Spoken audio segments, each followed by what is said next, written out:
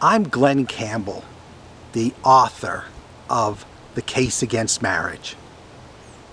I've written a whole book about what marriage is and why you should approach it cautiously, but let me give you the Cliff Notes version here.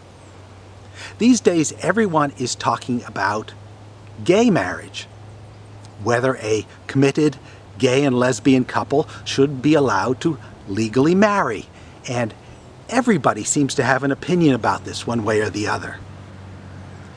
No one is asking the fundamental underlying question, which is, what is marriage? Why does anyone need marriage at all? We need to answer that before we decide who should get married and who should not. So what is marriage? Marriage, in its original form, was a licensing system for sex and childbirth. Marriage has existed since the beginning of time, since the dawn of civilization, because throughout most of human history, there was no birth control. So if a man and a woman got together in uncontrolled circumstances, little babies would result. It just happened. So society had to have this system to license sex, to make sure that the community would approve a relationship before sex was allowed to happen. That's the medieval definition of marriage. Okay, the elders got together, they kept the sexes separated, kept men and women separate.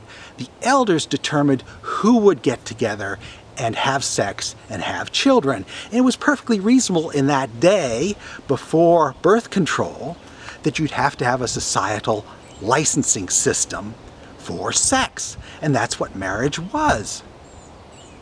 The thing is, in the last 60 years or so, that whole thing has fallen apart because we invented something called birth control, which allows people to have sex all over the place and not be worried about having little children running around.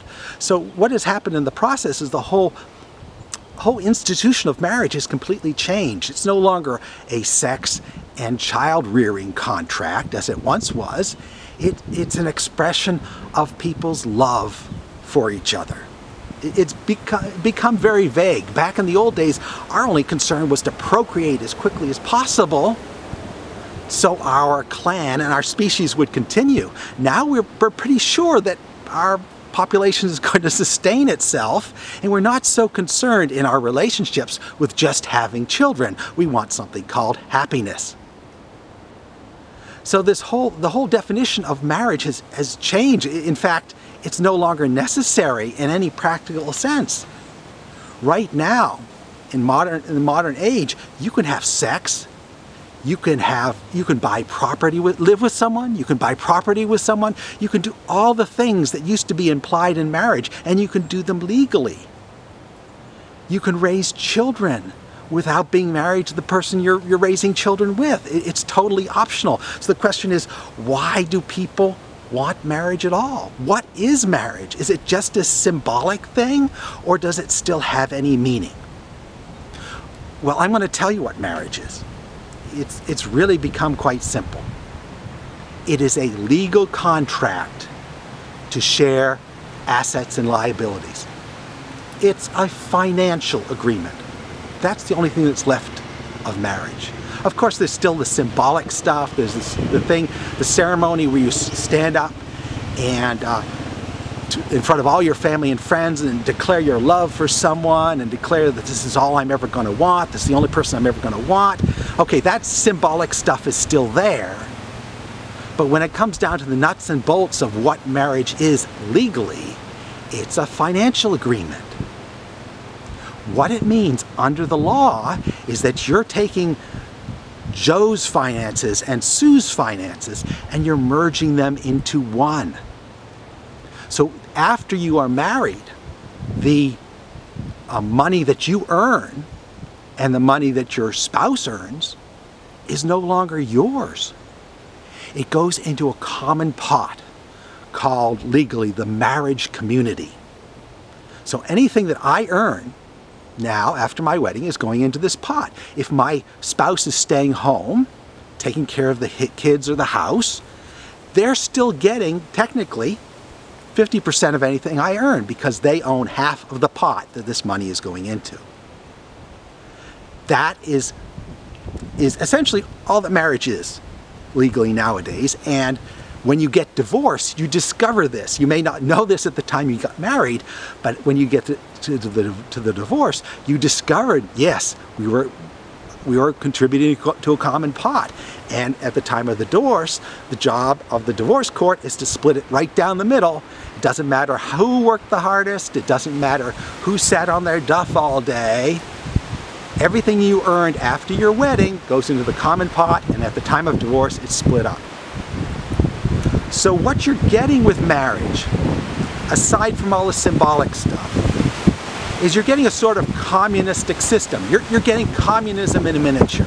And we know how communism worked. Back in the early 20th century, we decided, okay, we're going to abolish private ownership and we're going to throw everything into a common pot, and people would take from the pot as they needed, and people would contribute to the pot as they were able to, and everyone would live happily ever after. Well, we know what happened to communism. And the funny thing is, it's no different in relationships. What you do when you get married is you have all of a sudden you have removed the financial barriers between two people. You've removed the firewalls that used to exist between two people. So now the money that you earn, the product of your labor, is no longer yours. It belongs to the community. You may say this doesn't have any difference. It doesn't make any difference, but it does. It fundamentally alters the relationship that you have with your loved one. So what I'm saying in my book is this is something that's going to fundamentally change your relationship, and it's not going to change it for the better. When people enter into marriage, they must think that it's going to improve their relationship. Otherwise, why would they do it? There's no necessity for it. And I'm saying that it does not improve your relationship. It changes your relationship in the same way that communism changed people's relationship with money. Communism was a drag on productivity because it eliminated the natural boundaries between people, and it detached people from responsibility for their actions. So I'm not arguing against love. I'm arguing for love. I'm saying if you respect your love, if you want, if you want your love to grow with this other person, do not get married. You're doing the worst possible thing by removing the natural boundaries between people. Everybody needs boundaries. No matter how much you love someone, there's a limit to how much you can merge with them. And marriage is trying to take away all those boundaries all at once. Even in the sense of this being a symbolic thing, let's say that we just, there was no merging of finances, but we're just standing up above in front of our family and friends and saying, I'm committed to this person for life. Is that really improving your relationship? It seems to me that if your relationship is really solid to begin with, that ought to be enough. Just the fact that your relationship works, that should be enough. And every day, yes, your relationship has to prove itself, but that's healthy. That's the way it should be. If you make a big public declaration saying, this is forever, I love this person unconditionally forever, no matter what happens, suddenly it's not a free will choice anymore. Suddenly it becomes an obligation. Okay, you wake up in the morning to someone you're married to, you don't know for a fact that you're there because you love them or there because you're obligated to be there, obligated by finances or obligated by the big public declaration. So let's think this thing through, shall we? Let's not just close your eyes and jump, which is supposedly what you're supposed to do when you get married. If you believe in something, you're supposed to close your eyes and jump into it and burn all your bridges and never look back. Well, let's do it a different way. Let's understand how things really work, understand how relationships work, understand how the legal process works in marriage, and let's make some intelligent choices here. If our love is true, let it declare itself. You should not have to stand up in front of family and friends and declare your love. That almost proves that your love isn't very strong.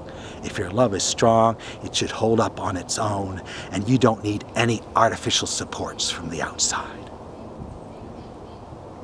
Take a look at my book. The price is low. It might save you a whole lot of grief in the long run.